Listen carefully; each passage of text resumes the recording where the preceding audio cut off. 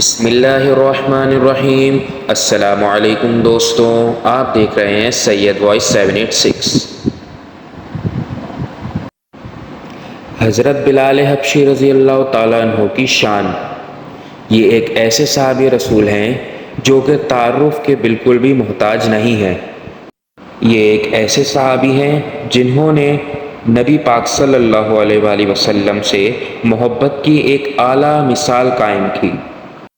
آج ہم اس ویڈیو میں انہی کی شان کے اوپر ایک مختصر سا تبصرہ کریں گے۔ حضرت بلال حبشی رضی اللہ تعالیٰ عنہ مشہور صحابی ہیں جو مسجد نبوی کے ہمیشہ مؤذن رہے۔ شروع میں ایک کافر کے غلام تھے، اسلام لے آئے جس کی وجہ سے آپ کو طرح طرح کی تکالیف دی جاتی تھیں۔ امیہ بن خلف جو مسلمانوں کا سخت ترین دشمن تھا، ان کو سخت گرمی میں دوپہر کے وقت تپتی ہوئی ریت پر لٹاتا اور ان کے سینے پر پتھر کی بڑی بڑی چٹانیں رکھ دیتا تاکہ وہ حرکت نہ کر سکیں، اور کہتا تھا کہ یا تو اسی حال میں مر جائیں یا زندگی چاہیں تو اسلام سے ہٹ جائیں۔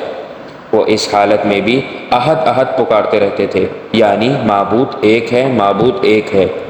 رات کو زنجیروں میں باندھ کر کوڑے لگائے جاتے اور اگلے دن ان زخموں کو گرم زمین پر ڈال کر اور زیادہ زخمی کیا جاتا تاکہ بے قرار ہو کر اسلام سے پھر جائیں یا تڑپ تڑپ کر اسی طرح شہید ہو جائیں۔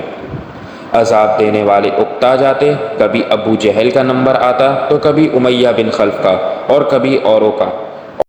ہر تکلیف دینے والے کی یہی کوشش ہوتی کہ زیادہ سے زیادہ تکلیف دی جائے۔ حضرت ابو بکر صدیق رضی اللہ تعالیٰ عنہ نے اس حالت میں دیکھا تو ان کو خرید کر آزاد فرمایا۔ چونکہ عرب کے بت پرست اپنے بتوں کو بھی معبود کہتے تھے، اس لیے ان کے مقابلے میں اسلام کی تعلیم توحید کی تھی، جس کی وجہ سے حضرت بلال رضی اللہ تعالیٰ عنہ کی زبان پر ایک ہی ورد تھا، یہ تعلق اور عشق کی بات ہے۔ ہم جھوٹی محبتوں میں دکھتے ہیں کہ جس سے محبت ہو جاتی ہے اس کا نام لینے میں لطف آتا ہے۔ اسی چیز کی زندہ مثال ہمیں حضرت بلال رضی اللہ تعالیٰ عنہ نے دی کہ انہوں نے اتنی تکالیف برداشت کی مگر دین اور نبی کریم صلی اللہ علیہ وآلہ وسلم سے محبت میں ذرہ برابر بھی کمی نہ آئی۔ حضرت بلال رضی اللہ تعالیٰ عنہ کو اکثر عرب کے بدمعاش لڑکوں کے حوالے بھی کر دیا جاتا تھا جو ان کو زیادہ سے زیادہ تکالیف دیتے تھے، مگر وہ احد احد کی رٹ لگائے رکھتے تھے، یعنی کہ اللہ کو یاد کرتے رہتے تھے اور نبی کریم کا کلمہ نہیں چھوڑتے تھے۔ نبی کریم کے وصال کے بعد مدینہ طیبہ میں رہنا اور حضور صلی اللہ علیہ وآلہ وسلم کی جگہ کو خالی دیکھنا مشکل ہو گیا، اس لیے انہوں نے ارادہ کیا کہ مدینہ منورہ کو چھوڑ جائیں۔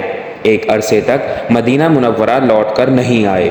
ایک مرتبہ حضور کریم صلی اللہ علیہ وآلہ وسلم خواب میں آئے اور حضور نے فرمایا، بلال یہ کیا ظلم ہے، ہمارے پاس کبھی نہیں آتے ہو؟ تو آنکھ کھلنے پر مدینہ طیبہ حاضر ہوئے۔ حضرت حسین حضرت حسن نے اذان کی فرمائش کر دی۔ لاڈلوں کی فرمائش ایسی نہیں تھی کہ انکار کیا جا سکتا تھا۔ اذان کہنا شروع کی اور مدینے میں حضور کے زمانے کی اذان کانوں میں پڑھ کر کرام مچ گیا۔ عورتیں بھی سنتی ہوئی گھروں سے نکل پڑی اور چند روز قیام کے بعد واپس ہوئے اور دمشق کے قریب پناہ لی اور پھر وہیں کچھ عرصے بعد ان کا وصال ہو گیا۔